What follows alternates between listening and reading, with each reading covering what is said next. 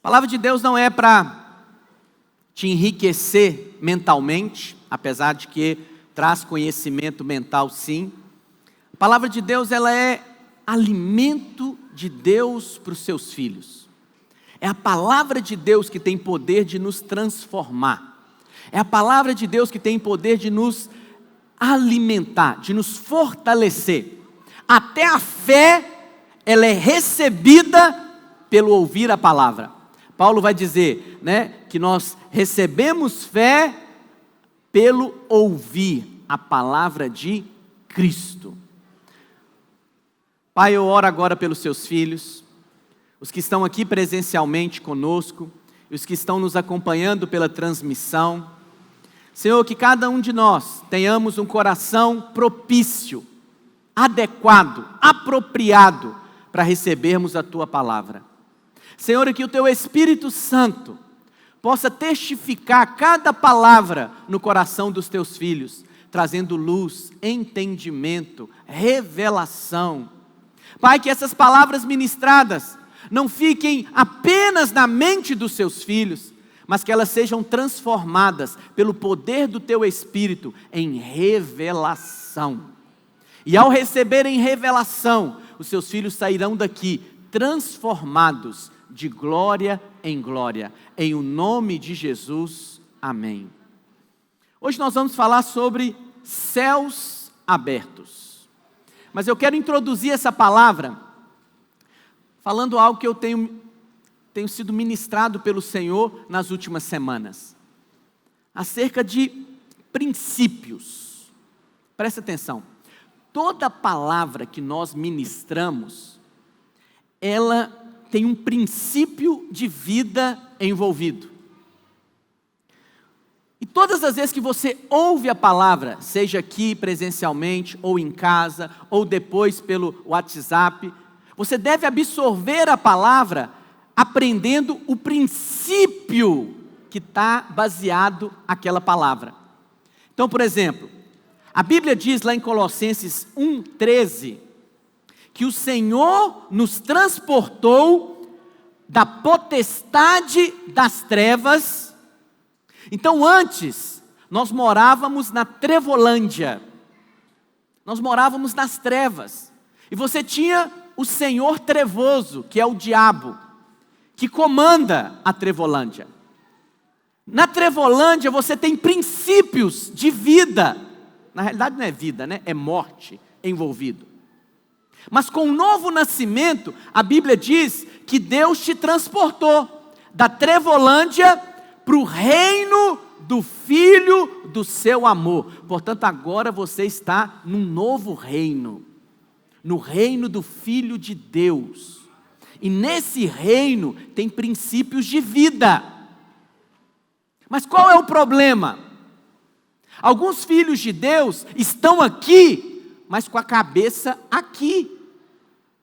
Eles estão vivendo ali, mas querem conduzir a sua casa, o seu trabalho, a sua empresa, o seu ministério, com a mentalidade das trevas.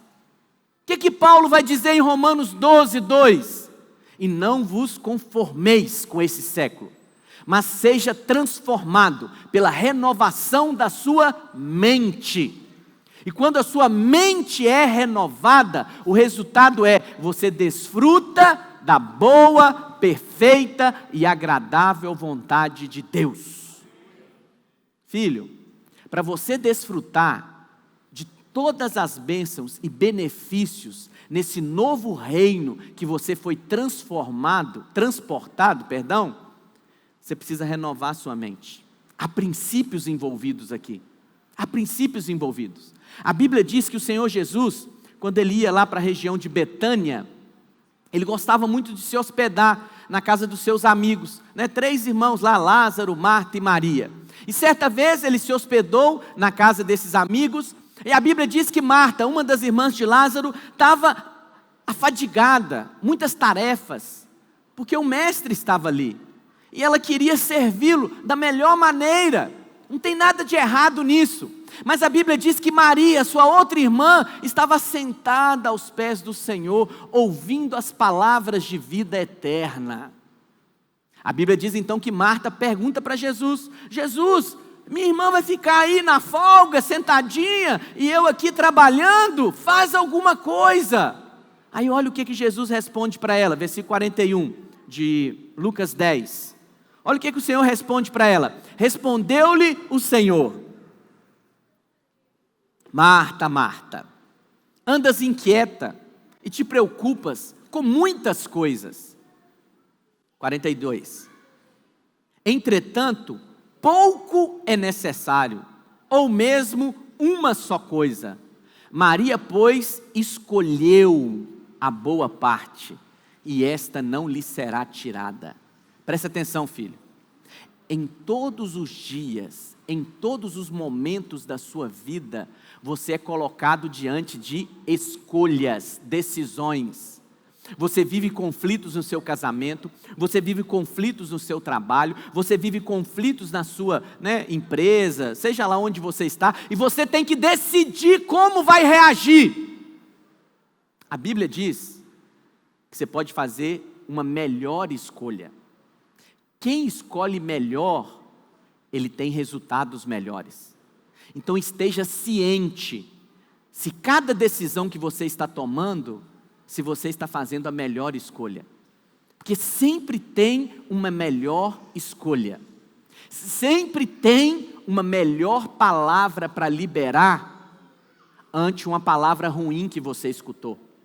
Sempre tem uma melhor atitude a se fazer, a responder frente a uma atitude ruim que fizeram com você. Então esteja bem ciente. Nessa circunstância, eu estou escolhendo a melhor parte, porque se eu escolher a melhor parte, a promessa é: ninguém vai tirar de você. Quantos querem escolher a melhor parte? E por que eu estou introduzindo a palavra, falando isso ao seu coração?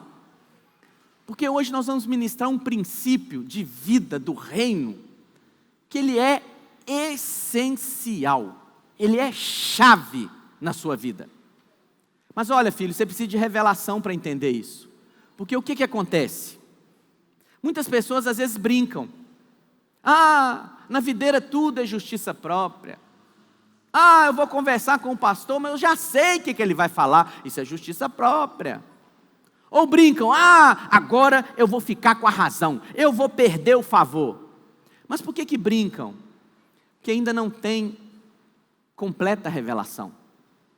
Porque se você souber, por revelação, o que é ter favor, você não ia negociar isso na sua vida.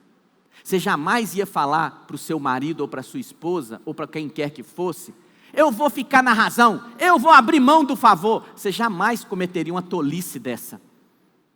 Você imediatamente ia falar: o quê? Show razão, show justiça própria, eu amaldiçoo essa justiça própria. Eu quero é favor na minha vida. Eu quero é bênção de Deus sobre a minha vida. A Bíblia diz que lá no Velho Testamento, eles viviam debaixo da lei. E o que a lei dizia? A lei dizia que você tinha que obedecer plenamente toda a lei. Se você desobedecesse um único mandamento da lei, a maldição vinha sobre a sua cabeça. Vamos ver isso? Lá em Deuteronômio 28, versículo 15. Olha o que a palavra de Deus nos diz.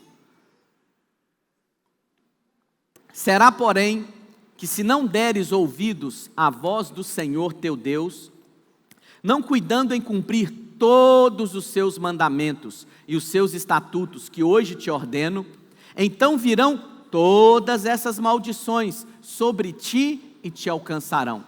Aí a palavra de Deus começa a dar uma lista de várias maldições. Resumindo para você, maldição é pobreza, doença, morte, isso é tudo maldição. Mas chega no versículo 23, ele fala algo acerca de resultado de maldição. Ele diz assim: os teus céus, pensa bem, é os teus céus, não é o céu de todo mundo não. Sobre a tua cabeça, é o céu que está sobre a tua cabeça, serão de bronze. O que é isso, céu de bronze? Céu de bronze é céu fechado. Céu de bronze, bronze na Bíblia aponta para juízo, para condenação. Quando o céu está céu de bronze sobre a sua vida, não adianta você orar, não adianta você jejuar, não adianta nada, porque o céu está fechado. Mas o texto diz também: e a terra debaixo de ti será de ferro. Meu Deus! Se eu olho para o céu, está de bronze, está fechado. Se eu olho para o chão, é chão de ferro. Não adianta semear, não adianta fazer nada, não vai ter resultado. O que é esse tipo de gente? É tipo de gente que tenta, mas tudo dá errado. Ele tenta entrar por uma porta, a porta está fechada. Ele tenta fazer alguma coisa, não dá certo. Ele tenta, mas tudo na vida dele parece que está errado. Parece que o céu sobre a cabeça dele está de bronze. Parece que o chão que ele está pisando é chão de ferro. É isso que a Bíblia diz. É exatamente isso que está acontecendo. Lá em Tiago 2, versículo 10, já é no Novo Testamento. Olha o que vai dizer. Pois qualquer que guarda toda a lei, ele obedece tudo, mas ele tropeça em um só ponto, um pequenininho, mesmo que seja o menor, ele negocia aquele mandamento da lei. O resultado se torna culpado de todos. Ou seja, quando você decide viver pela lei, o resultado é céu de bronze, terra de ferro. Mas aí aconteceu algo impressionante. No Velho Testamento era só céu de bronze. Por quê? Homem nenhum dava conta de obedecer toda a lei. Ninguém dava. Mas aí no Novo Testamento o Senhor Jesus veio. Ele veio, o Filho de Deus se fez carne. E aí no primeiro evento, antes de iniciar o seu ministério, a Bíblia diz que João Batista estava batizando as pessoas no Rio Jordão, e Jesus vem andando para ser batizado. E quando João Batista olha para Jesus, ele declara: eis o Cordeiro de Deus que tira o pecado do mundo. E aí Jesus vem para ser batizado. Assim que Jesus é batizado, olha o que diz o texto, Mateus 3, versículo 16 e 17. Batizado Jesus, saiu logo da água, e eis que se lhe abriram os céus. Tanta coisa poderia ser aberta nesse momento, não é verdade? Poderia ter aberto o Rio Jordão, poderia a terra se abrir, mas os céus se abriram sobre a cabeça de Jesus. Eu penso que é por causa daquela maldição do Velho Testamento. Aquela maldição do Velho Testamento, se não cumprisse toda a lei, o céu era de bronze. Mas agora mudou algo sobre a cabeça do Filho de Deus, sobre a cabeça de Jesus, o céu está aberto. E não somente o céu se abriu, e viu o Espírito de Deus descendo como pomba sobre ele. E não somente o Espírito de Deus desceu, mas também, versículo 17, e eis uma voz dos céus que dizia: este é o meu Filho amado, em quem eu me comprazo, em quem eu tenho prazer, em quem a minha alma se agrada. Essa foi a voz que o Senhor Jesus ouviu. Presta atenção, antes de começar o ministério, Jesus teve os céus abertos sobre a sua cabeça. Antes de você iniciar qualquer coisa na sua vida, seja um negócio, seja a compra de um carro, seja um casamento, qualquer coisa, certifique-se de que você está na posição de ter os céus abertos. Quando se tem os céus abertos, isso se chama favor de Deus, bênção de Deus. Você tem a garantia de que tudo que você se meter a entrar, vai dar certo. Mas presta atenção, os céus só estão abertos sobre Jesus. E é sobre isso que nós vamos falar, posição de céus abertos. Porque olha, só tem duas posições. Você tem uma posição que é Cristo, que os céus estão abertos sobre ele, e você tem uma posição que é você, o eu. E quando é o eu, essa posição se divide em duas posições, que é o eu da justiça própria eu mereço e que é o eu da acusação e da condenação. Olha o que eu fiz, e se sente condenado. Mas essas duas posições, tanto a do mérito próprio quanto a da acusação, são duas posições onde o eu está no centro. E quando o eu está no centro, o céu é de bronze. O céu está fechado. Mas quando eu permaneço nesta posição, que Cristo é o centro, então não é mais eu, é Ele. Quando eu estou nele e permaneço nele, eu posso ter a garantia de que os céus estão abertos sobre a minha vida. E é isso que você tem que estar ciente, é a posição que você se encontra. O Senhor Jesus, antes de iniciar seu ministério, os céus se abriram sobre ele. E aí João vai dizer, o primeiro milagre de Jesus, o apóstolo João chama de sinal. Está lá em João 2, versículo 10. Jesus foi convidado para um casamento. E o que aconteceu no casamento? Acabou o vinho. Os irmãos conhecem a história. E aí foram pedir, interceder para Jesus resolver o problema. E aí Jesus chamou os servos da casa e falou, olha, pega aquelas metretas ali, colocam água, né, aquelas vasilhas, colocam água e leva para o mestre de sala. Quando chegou aquelas vasilhas cheias de água diante do mestre sala e ele foi provar, era vinho. Jesus tinha transformado água em vinho, mas não era vinho simplesmente, era o melhor vinho. Olha o que o mestre sala fala para o noivo. Ele disse, todos costumam pôr primeiro o bom vinho, e quando já beberam fartamente, servem o inferior. Tu, porém, guardaste o bom vinho até agora. Com este, deu Jesus princípio a seus sinais em Caná da Galileia. Manifestou a sua glória e os seus discípulos creram nele. Presta atenção no que eu vou te dizer. Fazer vinho, qualquer homem consegue. Eu não sou entendido em fabricação de vinho, mas vamos supor, a pessoa quer produzir um vinho, um bom vinho, um vinho de qualidade. Ele planta uva, faz lá uma parreira. A primeira colheita não é boa para fazer vinho. Ele planta novamente. A segunda também não é boa, isso é porque eu escutei, tá? E a terceira é boa. Então ele prensa essas uvas e fabrica o vinho. Mas aquele vinho prensado, fresco ali, ele ainda não é bom. Ele tem que ser guardado em um ambiente adequado, em temperaturas adequadas. E passam-se 10, 15, 20 anos. Aquele vinho agora se torna um vinho de qualidade. Você tem garrafas de vinho hoje que custa mais de 100 mil reais, uma garrafa. Então o homem, com muito esforço e dedicação, consegue produzir um vinho. Mas quando o Senhor Jesus está envolvido na história, o vinho, o melhor vinho, é produzido imediatamente. Imediatamente. Pastor, como isso se aplica na minha vida? Você consegue ter um bom casamento depois de muito esforço, cursos e cursos. E você se empenha, lê livros. E daí com 25 anos de casado, você consegue falar, olha, eu tenho um bom casamento, mas tem toda essa trajetória que eu paguei o preço por esse casamento. Você consegue produzir um vinho no seu casamento.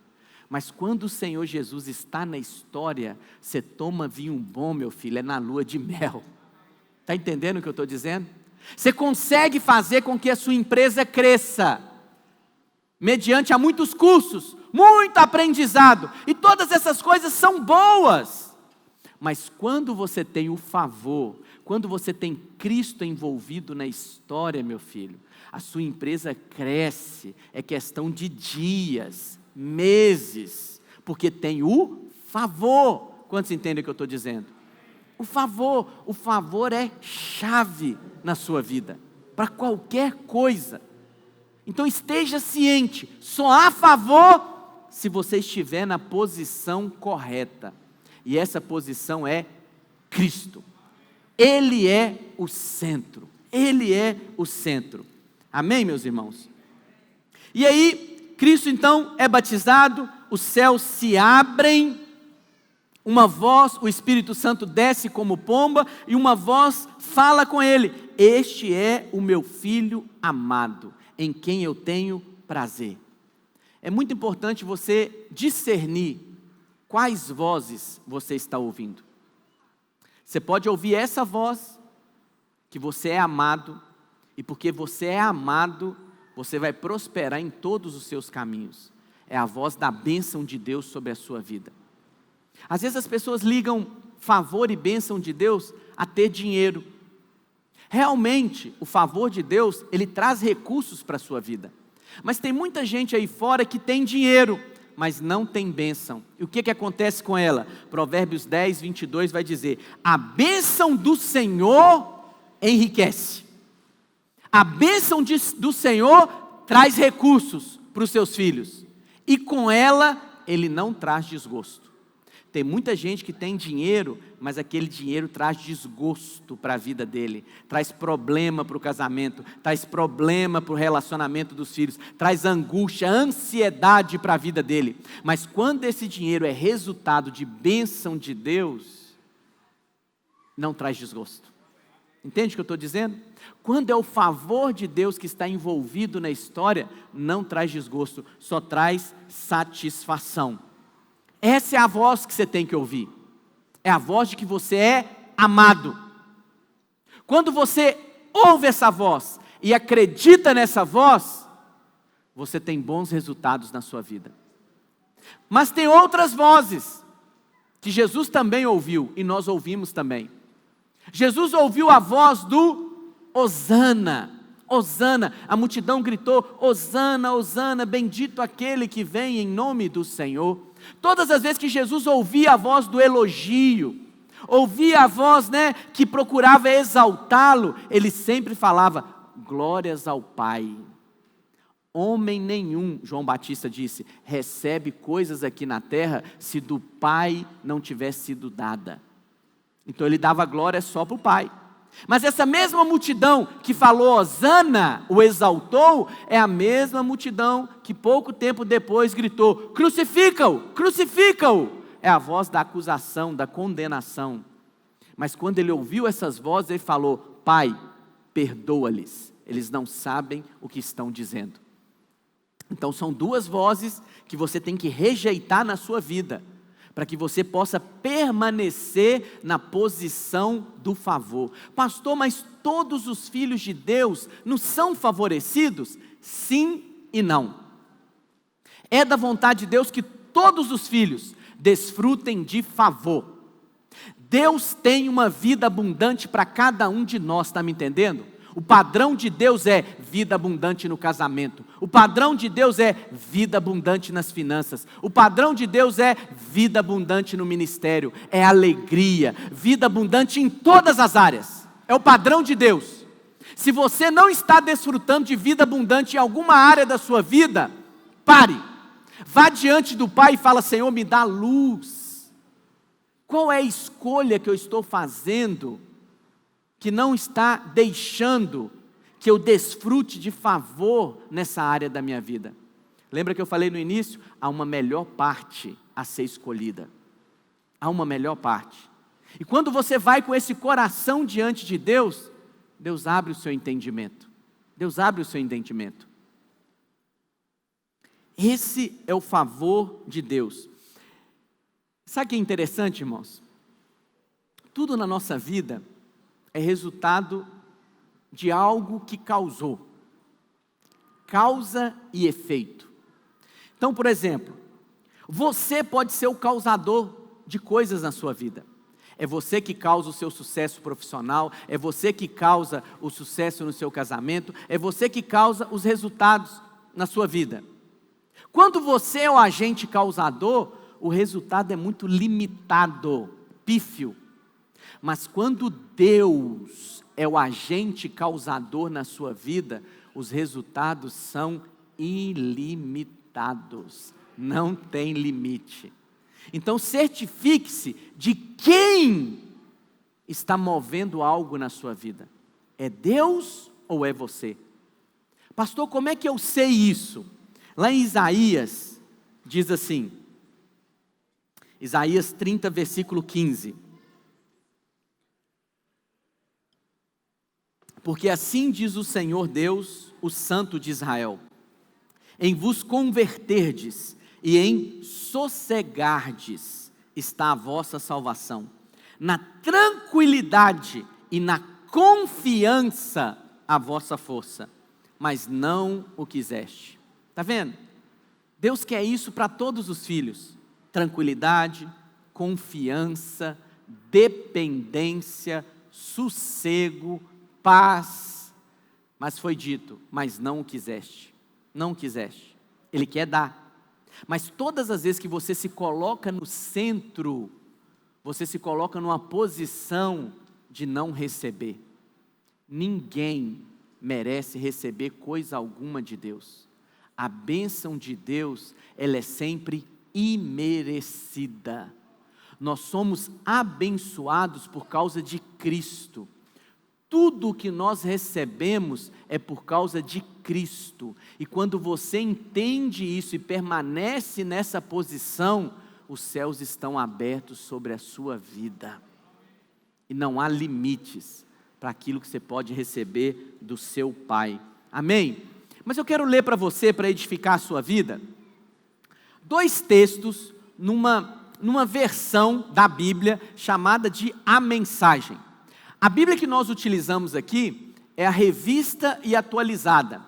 Mas eu achei interessante ouvir o pastor ministrando esses 2 textos de Mateus e um outro texto de Romanos, nessa tradução de A Mensagem. Olha o que diz. O primeiro é Mateus 3,17. Vai estar ali o texto na Revista Atualizada e você vai me escutar aqui na versão A Mensagem. Com a visão do Espírito, ouviu-se uma voz: este é o meu filho, escolhido e marcado pelo meu amor, a alegria da minha vida. É essa voz que Deus está dizendo para você hoje: você é meu filho, eu te escolhi, e eu marquei você com o meu amor, e você é a minha alegria. Estou me lembrando aqui de Josué, quando Josué estava para entrar lá na terra que mandou os espias. Os 10 espias deram uma resposta negativa, mas Josué falou o seguinte: se o Senhor se agradar de nós, nós vamos entrar nessa terra. Depois você pode conferir o texto. Mas hoje, não há essa dúvida, se. Hoje é uma certeza: Deus se agrada de nós. Não por causa de nós mesmos, das nossas atitudes e obras, mas por causa de Cristo. De Cristo. E quando eu estou em Cristo, os olhos do Pai para mim são olhos de satisfação. Satisfação. E o outro texto que eu quero ler para vocês, dessa tradução à mensagem, é o texto de Romanos 31. Olha o que diz. Então, o que acham? Deus está ao nosso lado, assumiu nossa condição e se expôs ao pior quando enviou o próprio Filho. Haveria alguma coisa que Ele não faria por nós de modo espontâneo e feliz? Quem ousaria implicar com os filhos de Deus? Aliás, quem ousaria implicar com os escolhidos de Deus, arrumando briga com Ele? Quem ousaria ao menos apontar um dedo? Aquele que morreu por nós e por nós foi ressuscitado para a vida, está na presença de Deus neste exato momento, intercedendo por nós. Acham que alguém será capaz de levantar uma barreira entre nós e o amor de Cristo por nós? Não há como, nem problemas, nem tempos difíceis. Nós estamos vivendo tempos difíceis. Nem ódio, nem morte, nem fome, nem desamparo, nem ameaças de poderosos, nem punhaladas nas costas, nem mesmo os piores pecados listados nas Escrituras. Eles nos matam a sangue frio porque odeiam a Ti. Somos vítimas fáceis, eles nos pegam um a um. Nada disso nos intimida, porque Jesus nos ama. Estou convencido de que nada, vivo ou morto, angelical ou demoníaco, atual ou futuro, alto ou baixo, pensável ou impensável, absolutamente nada pode se intrometer entre nós e o amor de Deus, quando vemos o modo com que Jesus, nosso Senhor, nos acolheu. É isso que o Pai diz a seu respeito. Nada pode separar você do amor do seu Pai. Filho, isso não é um conhecimento na mente. Isso é uma verdade que você precisa receber por revelação no Espírito. Todos os dias de manhã, essa é a confissão mais poderosa que você pode fazer. Meu Pai me ama, meu Pai me ama. Ele não vai me deixar desamparado. Para esse mundo, o ano pode estar perdido, mas para os filhos de Deus o ano está ganho. Para esse mundo, a enfermidade causa temor, medo de contágio, medo, pânico de contágio e de espalhar contágio. Mas para os filhos de Deus há uma segurança: eu sou amado. Ele me ama, e porque Ele me ama, Ele me guarda, porque Ele me ama, Ele me supre, porque Ele me ama, Ele me fortalece. Filhos que sabem, como diz o apóstolo João, sabem e creem que são amados de Deus, são filhos que andam numa base, são filhos que andam num chão seguro. Eles têm uma pisada firme nesse mundo, firme, uma segurança de vida. Mas quando há dúvida de que são amados, a vida fica complicada. Fica complicado viver, muita insegurança, muitos problemas. Mas quando você tem os seus pés firmes e uma convicção inabalável de que Ele te ama, filho, não há limites para o que Ele vai fazer na sua vida. Quantos dizem amém? Então nós vamos falar de 3 vozes. A primeira voz é a voz da acusação, da condenação. Essa voz fecha o céu. Por quê? O diabo, na Bíblia, ele é Ra-Satã. Ra-Satã é o acusador. O papel do diabo é nos acusar. Às vezes ele nos acusa na nossa própria mente, às vezes ele usa outras pessoas para nos acusar. E olha, o diabo não é bobo. Ele não vai usar uma pessoa que você nem conhece para te acusar. Ele sabe que isso não vai fazer efeito na sua vida. Ele vai usar pessoas próximas a você. Por quê? Pessoas próximas a você têm peso na sua vida.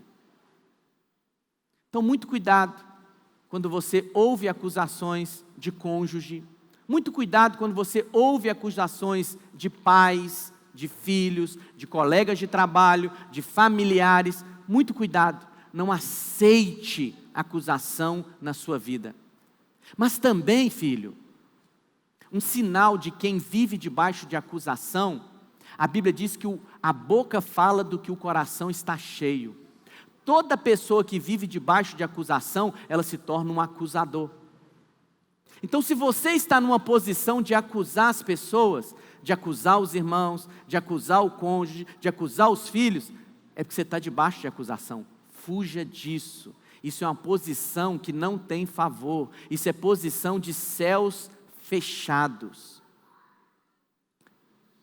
Eu falo isso na vida da igreja, constantemente eu reitero isso. Nós não edificamos casa para Deus com críticas. Eu sei que no mundo há uma expressão de que existem críticas construtivas, mas isso é uma mentira do diabo. Toda crítica ela é destrutiva. Toda crítica ela é limitante, ela limita você. E uma outra coisa, quem se coloca na posição de criticar, ele está numa posição de soberba. Por quê? Porque ele acha que sabe, não é verdade? Se ele acha que sabe, ele critica. Ele critica. Só que essa posição é uma posição que não tem favor, porque é uma posição que o eu está no centro. Entende o que eu estou dizendo? O eu está no centro. Portanto, rejeite essa posição de condenação e acusação na sua vida. Não aceite ser acusado, mas também não se coloque na posição de acusar as pessoas. A Bíblia diz, lá em Romanos 5,17, olha o que Deus tem para nós.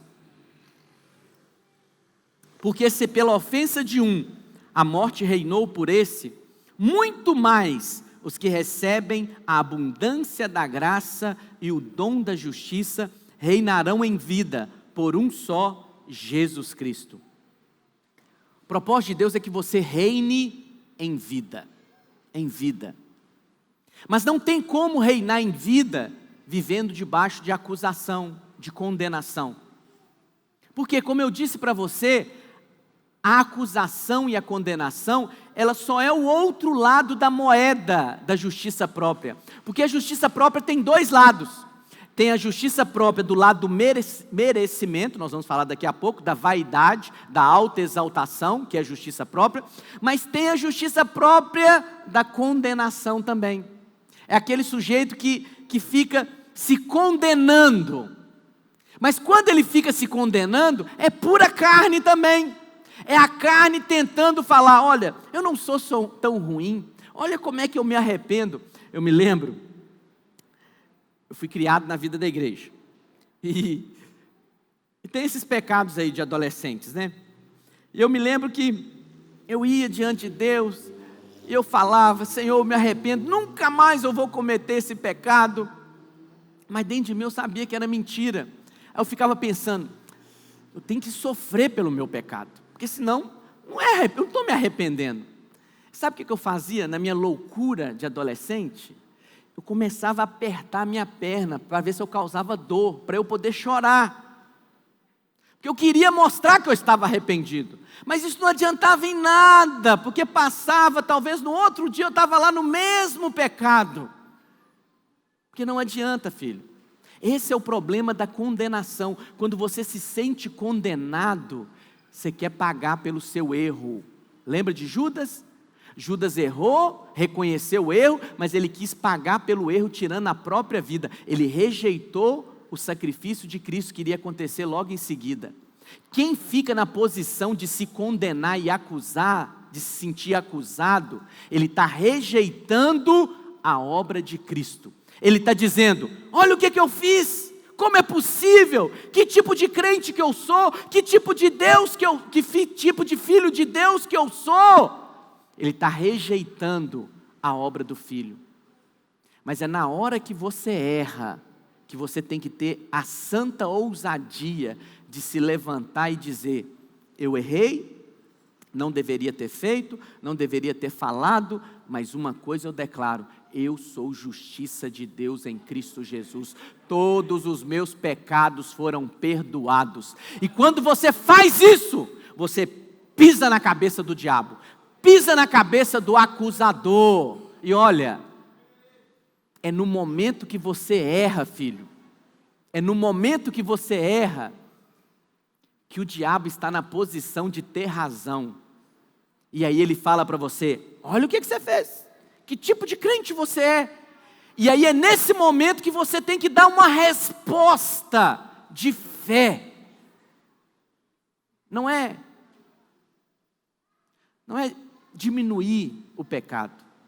O pecado é tão grave, que precisou do Filho de Deus se fazer homem para resolver o problema na cruz.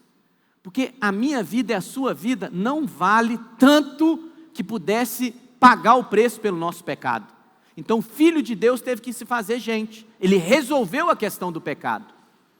Quando você está na posição de condenação, você está abrindo mão dessa resolução.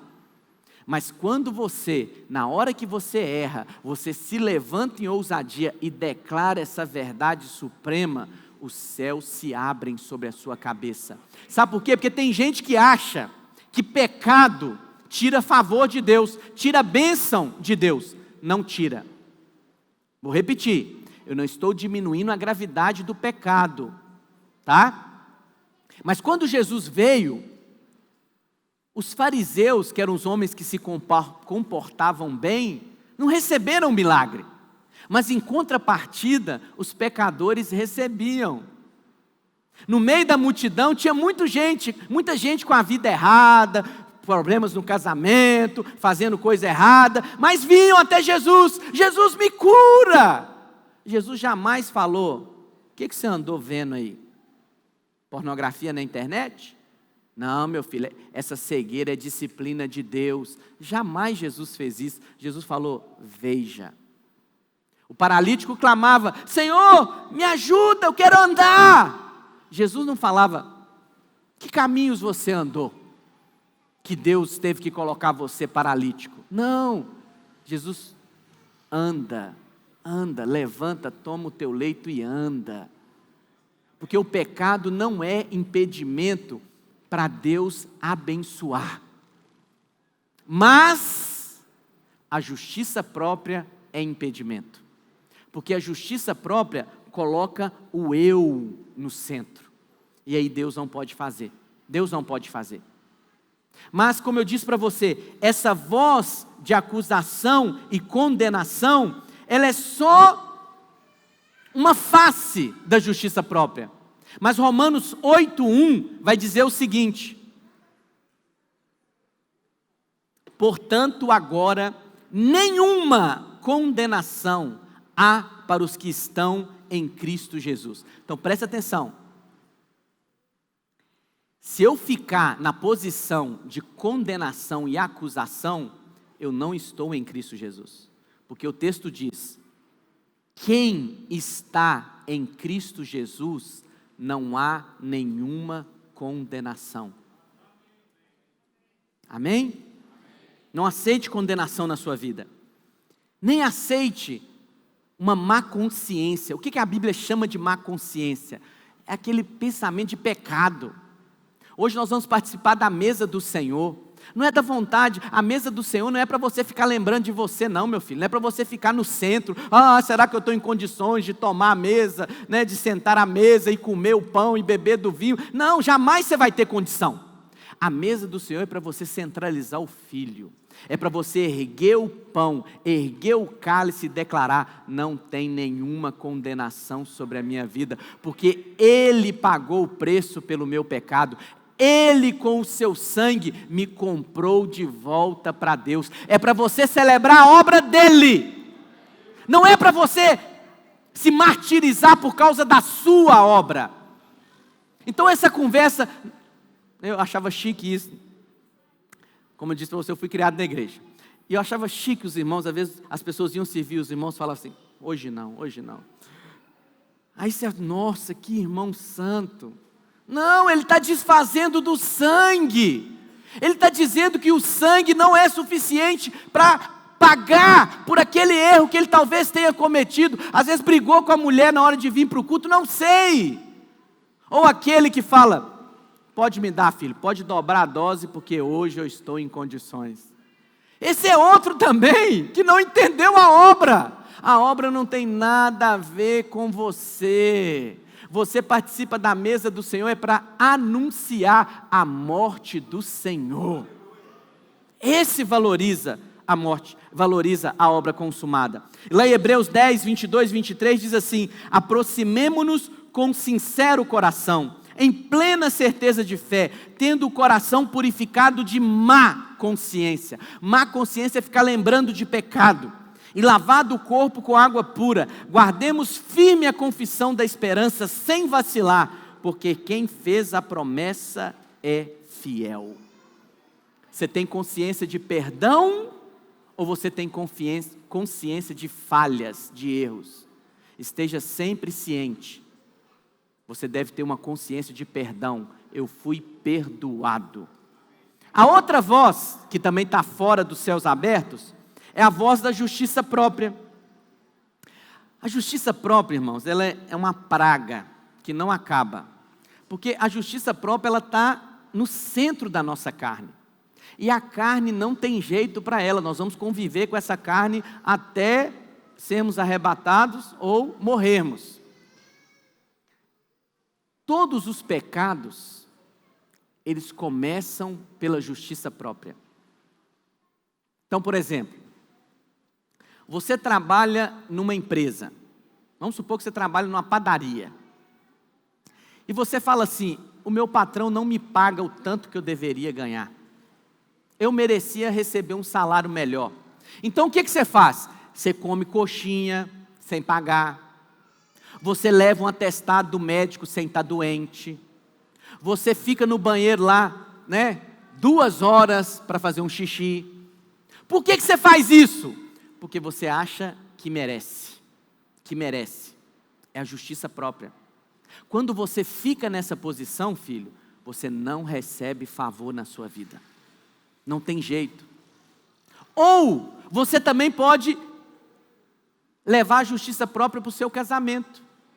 Às vezes aconteceu um adultério no seu casamento. Não estou aqui defendendo pecado, volto a reafirmar para os irmãos. Mas aí você se levanta e diz, como esposa: eu me casei virgem.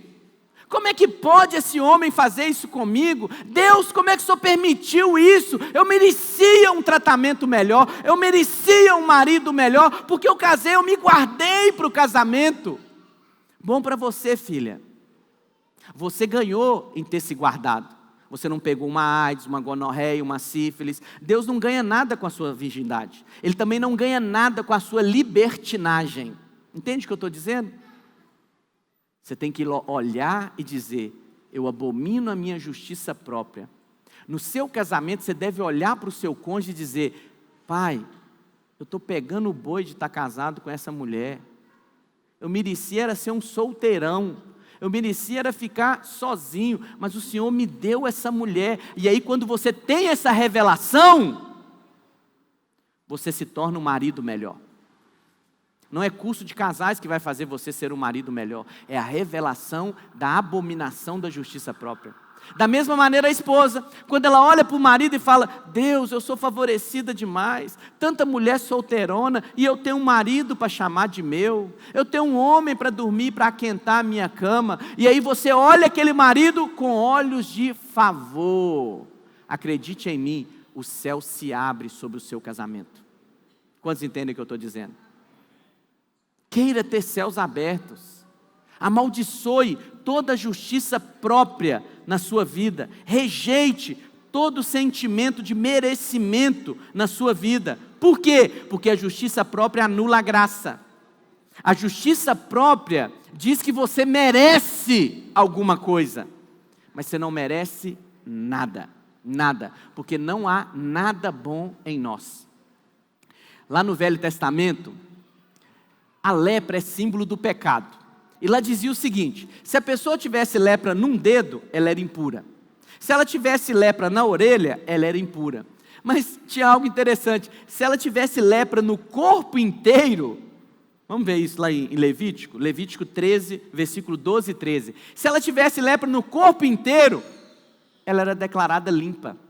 Olha o que diz: se a lepra se espalhar de todo na pele e cobrir a pele do que tem a lepra, desde a cabeça até os pés, quanto podem ver os olhos do sacerdote, o sacerdote então vai examinar o sujeito. Se a lepra cobriu toda a sua carne, ele vai declarar o que, irmãos? Limpo. Pastor, que princípio do reino é este? Paulo vai dizer, lá em Romanos 7, 18. Porque eu sei que em mim, isto é, na minha carne, não habita bem algum. Quando você olha para a sua carne e você acha que tem alguma coisa boa na sua carne, você não está na posição de céus abertos. Mas quando você olha para a sua carne e fala: essa carne é podre, não tem jeito para ela, não tem nada de bom nela, você se coloca na posição de receber favor.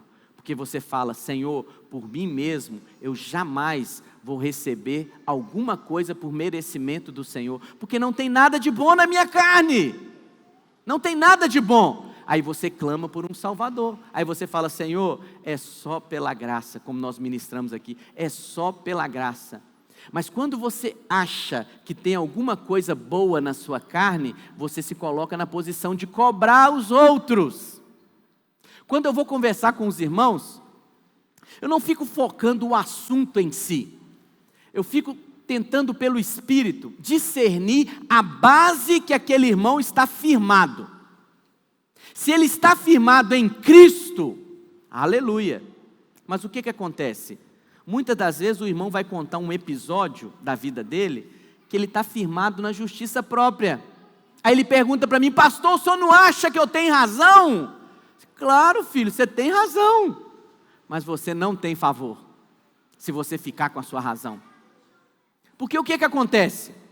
Eu tentei, pelo Espírito de Deus, criar uma ilustração para você entender o que eu quero dizer. E Ele vai me dar graça para isso. O episódio é como se fosse o seu erro, ok? Quando você está contando um episódio da sua vida, e naquele episódio você se comportou bem, você não teve falhas, você cai no engano de achar que você pode cobrar do outro. Mas para Deus não funciona assim. Deus pega toda a série, entende o que eu estou dizendo? Ele pega todos os episódios da sua vida, e Ele começa a dizer: vamos ver aqui como é que você era adolescente? Como é que você tratava seus pais? Como é que você tratava os seus colegas, a sua professora? Vamos ver esse outro episódio na sua vida. Não, Senhor, esse assunto eu não quero não. Eu só quero esse episódio aqui, que eu me comportei bem. Não é assim que funciona. Lembra da lei? Tem que obedecer tudo. Se você quer cobrar merecimento, esteja ciente de que você nunca falhou. Ninguém dá conta de nunca falhar. Então, há episódios na sua vida que você pode se enganar, achar que porque você se comportou bem naquela situação, você então está numa posição de receber alguma coisa, algum merecimento, e aí você fala: não poderiam ter feito isso comigo, como fazem isso comigo? E aí você cobra, por quê? Porque você acha que comporta bem, mas você comportou bem só naquele episódio de 2 minutos. A série tem, não sei quanto que é, 80 vezes tantas horas de vida. Entende o que eu estou dizendo? Por isso, filho, abra mão da justiça própria. Prefira favor. Prefira ficar em Cristo. Permanecer em Cristo. Por quê, pastor? Porque todas as vezes que você está na posição de condenação, de se sentir condenado, ou na posição de achar que você merece alguma coisa, o eu está em evidência. E quando eu está no centro, ele não é o centro. Ele não é o centro. E sabe o que acontece também? Você não tem uma fé apropriada. Porque quando a sua fé é baseada na sua obra, tem hora que você comporta bem. E aí você tem uma fé para receber. Errada. Mas quando você está se sentindo condenado, como é que eu vou receber de Deus? Fui eu que aprontei essa bagunça, eu não tenho nem cara de chegar diante de Deus e pedir: Senhor, resolve isso para mim. Não tem fé, não tem fé. Mas quando você está em Cristo, você tem fé para receber tudo aquilo que o Pai tem para a sua vida. Porque é por causa de Cristo. Eu peço ao Pai em nome de Cristo. Por isso que nós oramos em nome de Jesus. Porque nós nos apresentamos diante de Deus confiados na obra de Jesus, no nosso sumo sacerdote. Amém, meus irmãos? E para encerrarmos, a terceira voz que Jesus ouviu, e é a voz que você tem que ouvir todos os dias na sua vida. Antes disso, eu quero ler com você Filipenses 3:9. Porque tem pessoas que acham que a expressão justiça própria é da igreja videira, né? Não é, ela é bíblica. Eu vou provar para você agora. Olha o que diz: e ser achado nele, em Cristo, não tendo a palavra aí, ó, justiça própria, que procede da lei, senão a que é mediante a fé em Cristo, a justiça que procede de Deus, baseada na fé. Na fé. E a terceira voz é: ouça apenas a voz do Pai, este é o meu Filho amado. Queria chamar os irmãos do louvor aqui. O que o Pai está dizendo para você hoje, filho? E que você deve ouvi-lo todos os dias, todas as horas. Em momentos como esse, de crise, de pandemia, você tem que certificar de que essa voz está constantemente ministrada ao seu coração. 1 João 4,10, olha uma voz aí. Nisto consiste o amor, não em que nós tenhamos amado a Deus, mas em que Ele nos amou. Fala assim comigo: Ele me amou. E enviou o seu Filho como propiciação pelos nossos pecados. Ele me amou e enviou Jesus para morrer, para pagar pelos meus pecados. Romanos 5,7. Dificilmente alguém morreria por um justo, pois poderá ser que pelo bom alguém se anime a morrer. Mas Deus prova, fala comigo, prova o seu próprio amor para conosco, pelo fato de ter Cristo morrido por nós, sendo nós ainda pecadores. Presta atenção, filho. Deus prova que te ama na cruz. Não limite o amor de Deus nas suas circunstâncias. Porque tem pessoas que às vezes dizem: olha como Deus me ama, olha o meu carro, olha como Deus me ama, olha o meu casamento, olha como Deus me ama, olha a viagem que eu vou fazer. Não, não limite isso. Porque tem hora que as coisas não vão ficar boas para o seu lado. Entende o que eu estou dizendo? Tem hora que o seu carro vai fundir o motor, tem hora que vai roubar, não sei o que possa acontecer. Mas nesses momentos você tem que falar: eu sei que Ele me ama, e a prova que Ele me ama é a cruz do Calvário. A prova que Ele me ama não são as circunstâncias que eu estou vivendo, a prova que Ele me ama é a obra consumada do Calvário. Romanos 8,32, aquele que não poupou o seu próprio filho, antes por todos nós o entregou, porventura não nos dará graciosamente com Ele todas as coisas? Todas as coisas. Ele me ama, Ele provou que me ama, dando o seu único filho. O que Ele vai me negar? O que Ele vai me negar? Filhos que sabem e creem que são amados, são filhos ousados na fé. Olha o que a palavra de Deus vai dizer em Gálatas 5, versículo 6. Eu falei com você que tinha 3 posições. Primeira posição, porque em Cristo Jesus. Segunda posição, nem a circuncisão, aqueles que obedecem, nem a incircuncisão, aqueles que desobedecem, tem valor algum, mas a fé que atua pelo amor. Não é o seu amor para com Deus, é o amor de Deus para com você. Filhos que sabem que são amados, ele tem uma fé ativa. Ele sabe, meu pai vai fazer por mim. Ah, mas está dando errado, olha aqui. Ah, rapaz, é porque a história não acabou ainda, presta atenção. Se você está vivendo uma circunstância ruim na sua vida, é porque a história ainda não acabou. A história só acaba quando fica bom para o seu lado. Entende o que eu estou dizendo? É a fé que atua pelo amor. Ele me ama. Ele me ama. Jesus contou uma parábola, relatada lá em Mateus 13, do 44 ao 46.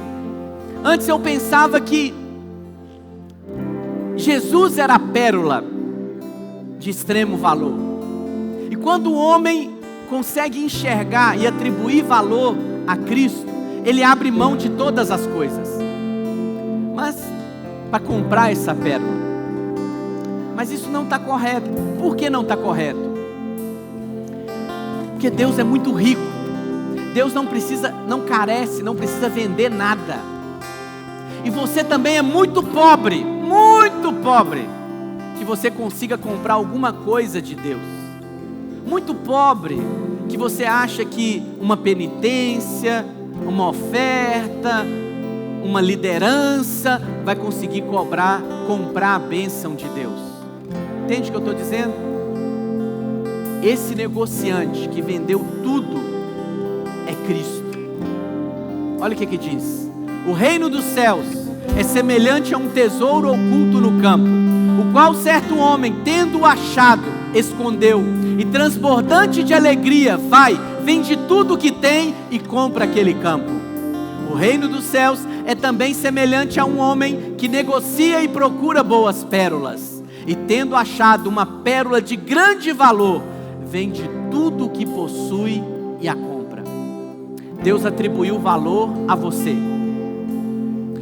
O Senhor Jesus abriu mão da sua glória. Ele se fez pobre, se fez homem, mas para servir a esses homens, e foi por uma morte, não a qualquer morte, morte de cruz. Ele tomou o lugar da maldição que era para mim e para você, porque o Pai atribuiu valor a nós. Às vezes o mundo não atribui, às vezes não, o mundo não atribui valor a nós. Mas não tem que atribuir mesmo, porque eles não têm o Espírito Santo de Deus, eles não conseguem ver as coisas como Deus vê. Mas Deus olha para você e Deus diz: tem valor, tem valor. E o próprio Filho de Deus se fez homem e foi por uma cruz tomar o nosso lugar. A maldição era para nós, os céus fechados era para nós, mas Ele vai para a cruz para que nós pudéssemos ser abençoados. Ele vai para a cruz para os céus se abrirem sobre as nossas cabeças. Homem nenhum aqui na terra, filho, por mais que se esforçasse, daria conta de fazer os céus se abrirem. Mas Deus queria céus abertos sobre os homens. Deus queria abençoar e quer abençoar os homens. O que Deus faz? Envia Cristo. E Cristo vai para a cruz. E no início do ministério, Deus abre os céus sobre Cristo, de maneira que Deus mostra o caminho. Você quer ter céus abertos? Você quer ter favor na sua vida? Permaneça em Cristo. Abra mão de todo sentimento de condenação, abra mão de todo merecimento, de toda justiça própria e permaneça em Cristo. Ser achado nele, não tendo justiça própria, mas recebendo o dom da justiça que procede da fé, e como resultado você vai reinar em vida. Amém? Quantos querem permanecer debaixo de céus abertos? Fique em pé no seu lugar. Os irmãos vão distribuir os elementos da ceia, enquanto os irmãos vão ministrar uma canção. Depois nós vamos orar.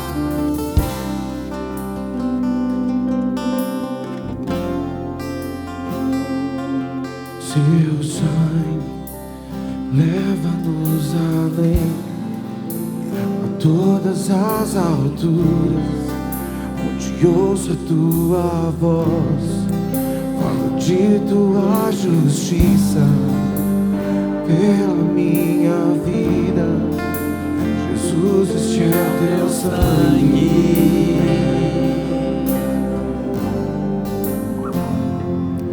Tua cruz mostra a tua graça, fala do amor do Pai, para nós o caminho para Ele, onde posso me achegar somente pelo sangue.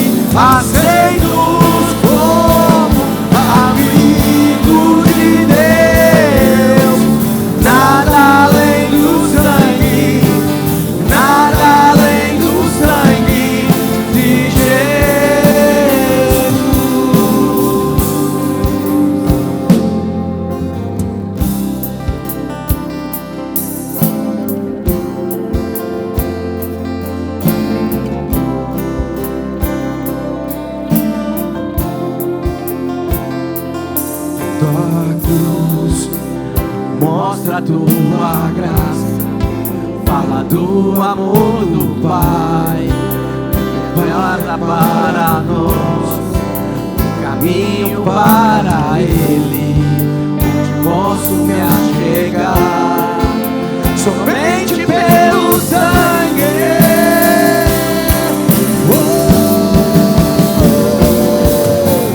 que nos lava dos pecados, que nos traz restauração.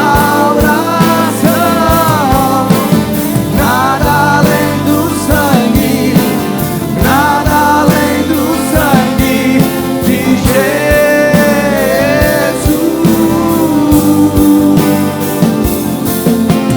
que nos faz brancos como a neve, aceitos como amigo de Deus.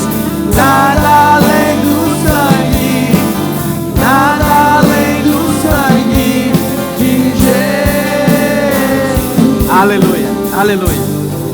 Alguém ficou sem receber alguns dos elementos da ceia? Não? Esse é o momento que os filhos se sentam à mesa do Pai. O Pai senta na cabeceira e, como refeição para os filhos, Ele serve o próprio filho mais velho. O pão é o corpo de Cristo, o vinho é o sangue de Cristo. E na mesa, filho, o Pai pergunta para você: o que você está precisando? Você está precisando de alguma coisa no seu casamento? O que você está precisando? Você está precisando de um recurso financeiro? O que você está precisando? É de uma cura, de uma enfermidade? É de uma alegria? É precisar de uma libertação, de um filho, de um parente? Fala para o seu pai agora. O que você está precisando? Porque você vai comer da carne do filho e beber do sangue do filho. E o pai está dizendo: eu não poupei o meu próprio filho. O que eu vou te negar? Pede para o seu pai. Pede para o seu pai. Ele vai te dar. Ele não vai te negar. Pai, nós consagramos esse pão e esse vinho ao Senhor nessa noite. E como família de Deus, filhos de Deus, nos assentamos ao redor da sua mesa para nos alimentarmos da carne e do sangue de Cristo. Erga o seu pão e fala assim: eu creio que este pão é o corpo de Cristo, e ao comer desse pão eu como saúde.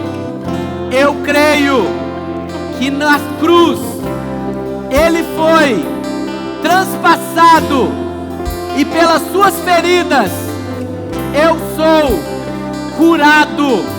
Eu creio que na cruz Ele se fez maldito no meu lugar para que eu pudesse ser abençoado em todas as coisas. Ao comer desse pão, eu como vida, saúde. Erga o cálice ao Senhor. Fala assim: este cálice é o cálice da nova e eterna aliança. Eu creio que pelo sangue de Jesus eu fui comprado, perdoado, santificado, justificado. Não há nenhuma condenação sobre a minha vida. Com esse sangue eu piso na cabeça do diabo, na cabeça do acusador, e eu rejeito toda acusação contra a minha vida, em nome de Jesus. Coma do pão, beba do cálice com esse entendimento. Vamos ministrar aquela canção 2 que você cantou, a número 2. A número 2, você sabe o que é? Amém? E nós vamos celebrar o Senhor com essa canção. Cadeias vão ser quebradas. Esse é um tempo que o Senhor tem dito para mim que é um tempo de alegria no meio dos filhos de Deus. Tantas notícias ruins, tanta pressão demoníaca, mas os filhos de Deus se alegram na presença do Pai. Amém? Ministra ao Senhor.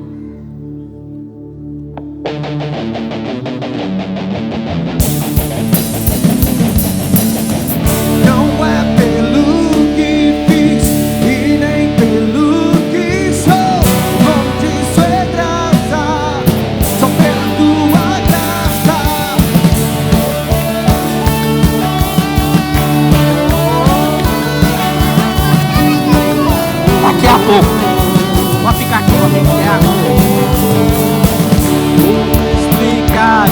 tua graça. Se ela é tudo que eu preciso e não mereço, me preparar um novo dia. Tem misericórdias novas sobre mim. Sim, de graça eu recebo. Sim, eu sei que não mereço. Tudo vem de ti. Você pode declarar isso?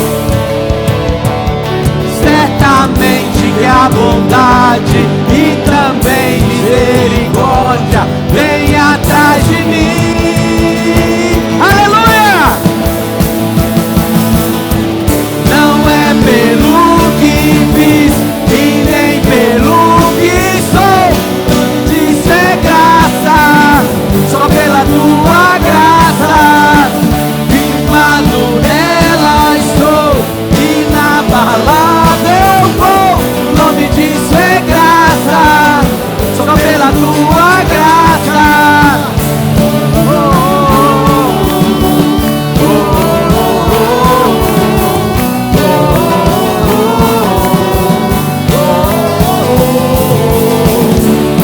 Explicar a tua graça,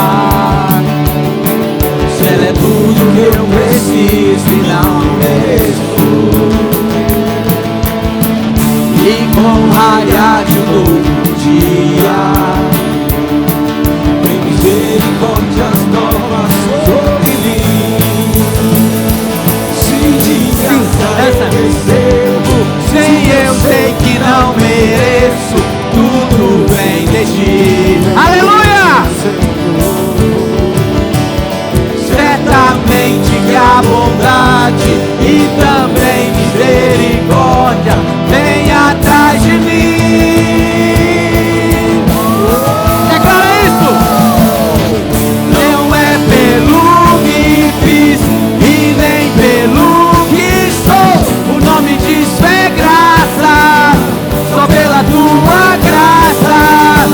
Firmado nela estou e na palavra eu vou.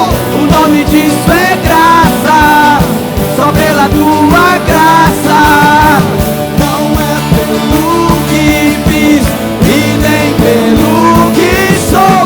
O nome disso é graça, só pela tua graça. Firmado nela estou e na palavra eu vou. O nome disso é graça, só pela tua graça. O nome disso é graça. Aleluia! Só pela tua graça. Aleluia! O nome disso é graça, só pela tua graça. Aleluia!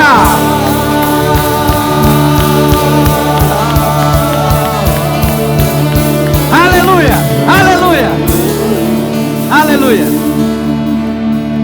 Quantos aqui estão na convicção de que estão com os céus abertos sobre a sua vida?